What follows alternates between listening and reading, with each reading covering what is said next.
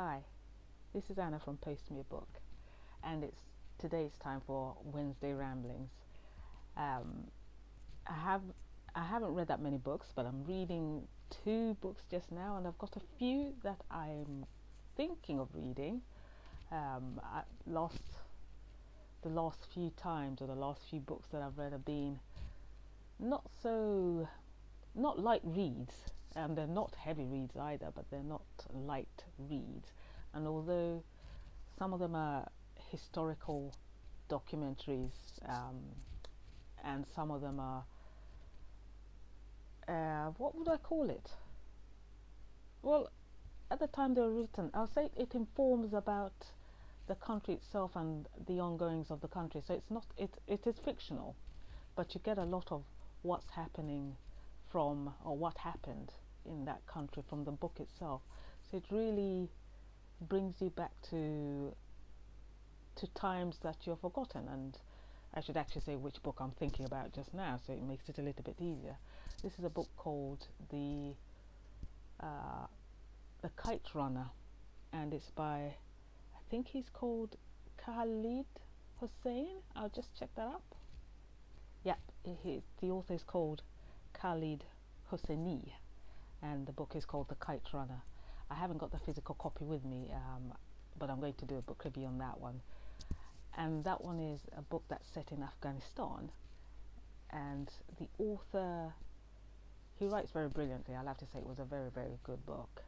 He really reminds you, this book was written in 2007, and I'm reading it now, and I'd never read anything about this author, but it gives you a real reminder that even if we don't see it on everyday news, for some people the sufferings of war in other countries is still ongoing, has been going on for years, and people are still suffering. So that one really brought me back to what has been happening in Afghanistan. It may not be exactly the same, but they aren't out of the woods at all. People have been suffering for a long time, and it's not just Afghanistan, but I'm taking this up just because it was a book I was reading, or I've read. So I'll talk about that one. But the books I am reading now, because I forgot to say, I finished The Kite Runner. The books I'm reading now is this one, Mad Dog and Other Stories by Etienne van Heerden. I don't know whether you can see that. And it seems to be, I think he's a South African, well, no, I know he's a South African writer, author. And this book was one of the books that just happened to be in that. No, it didn't. No, I lie. This book didn't just happen to be in the house. It was my brother's book. And he's written that he bought it in January 1996. I am picking it up for the second time now. I think I started it a little bit and then put it down, and then this time round I thought, let me read it and finish it. And because I've started reading short stories, and I actually find short stories very readable since I started, this one too is actually very readable. I won't say all the stories are to my liking. Some of them are just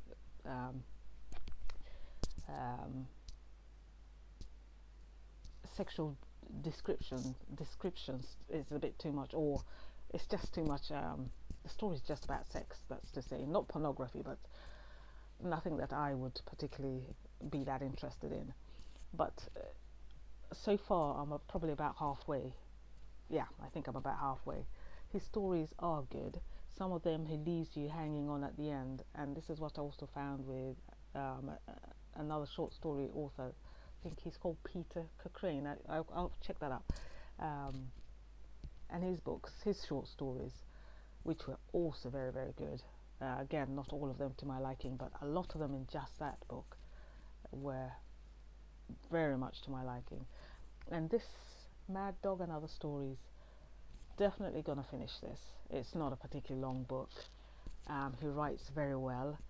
He spotlights the racial tensions, because this book is based in, let's see, let's see, it actually has, okay, I'm not quite sure when it was what year he's talking about in this book. If I find out, I'll say, but otherwise, somewhere in the during the apartheid times, because they're bars for whites, they're bars for blacks, in that he speaks about in this book, and he spotlights the hardships of the people.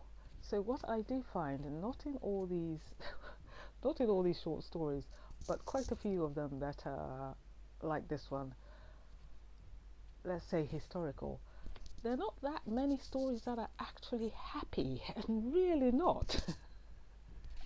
It is, and it's not that I mean to draw the negatives from the book. It's just that the stories are often not tragedies, but it leans to more hardship, sorrow, brings you back to earth that yes, absolutely, people are going through this. So it kind of reminds you that life is not all happy for everybody.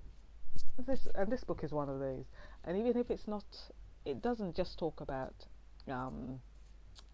He doesn't just talk about the voices aren't just the black people, but so far, a lot of them, of halfway through this book, are black people, but not all.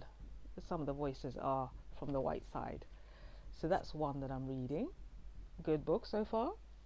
And then I picked up this one, Remember Me by Laura Hendrite. And this one I think I must have bought it in a second-hand shop.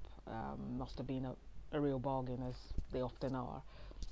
And I thought not so long ago, I've meant to start this book many times, and even when I picked it up and I looked at the cover, and even now when I look it up and look at the cover, I think, well, that is a book I'm not going to read. I picked it up, I bought it just because it's cheap, but not because I thought I was going to read it. But this time around, again, I picked this book up and said, well, let me give it a try. I am about a third of the way through, and I must say that I am struggling with this book. It's not quite talking to me in any way at all. I'm trying to get into the character, and it's about, I should say what it's about. It's about a young woman who lives in, where are they now?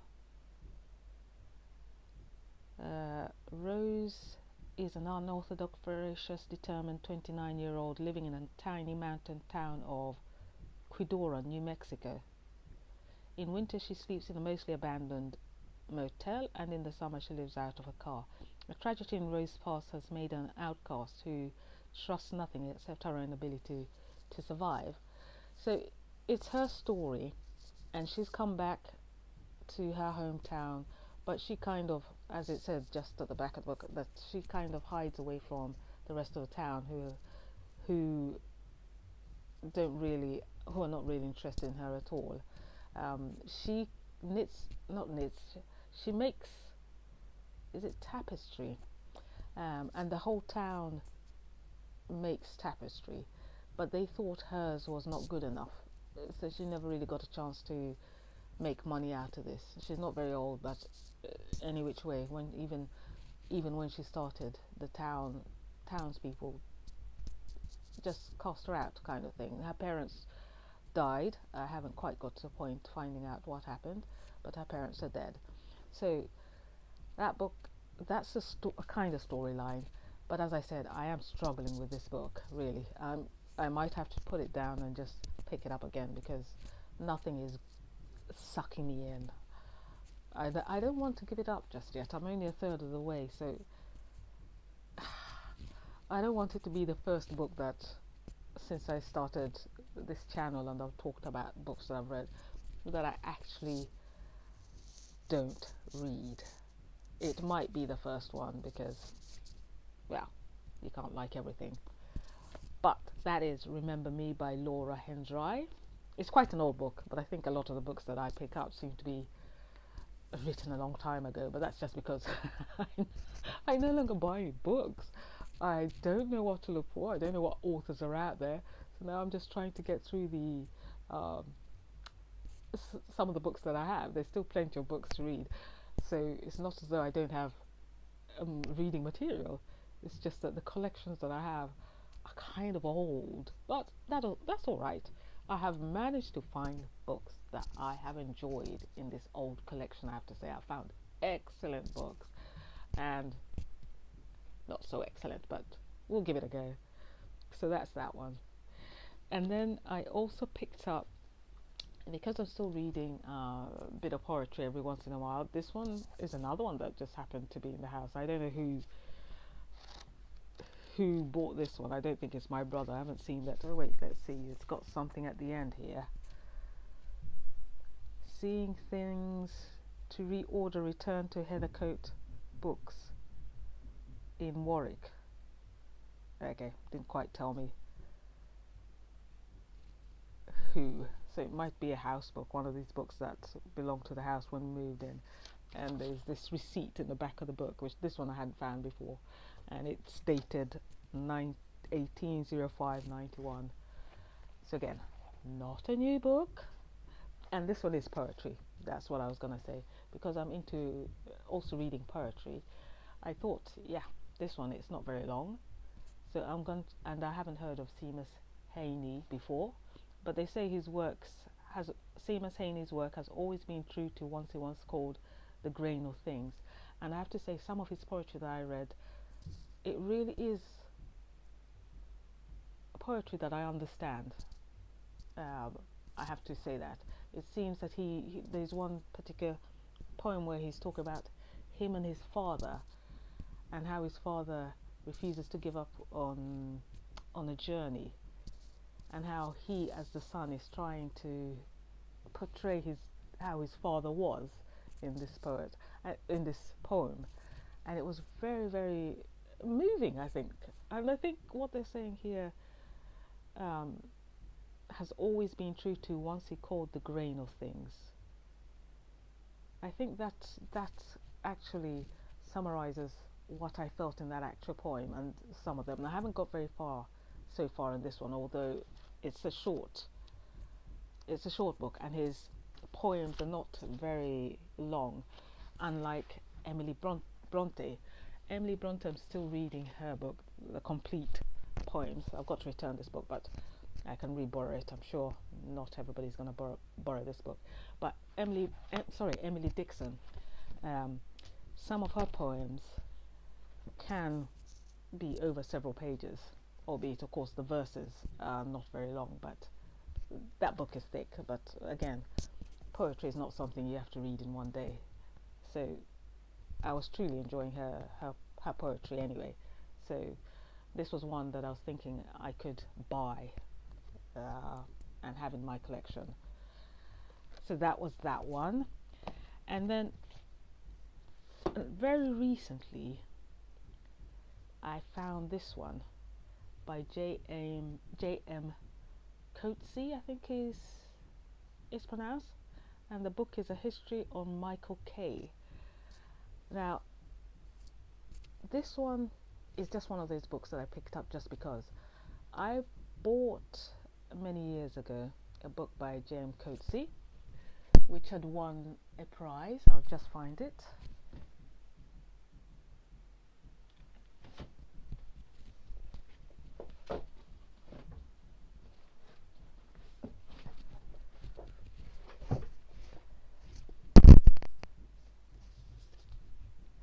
J.M Coetzee, Disgrace. No, it was shortlisted for the Booker Prize.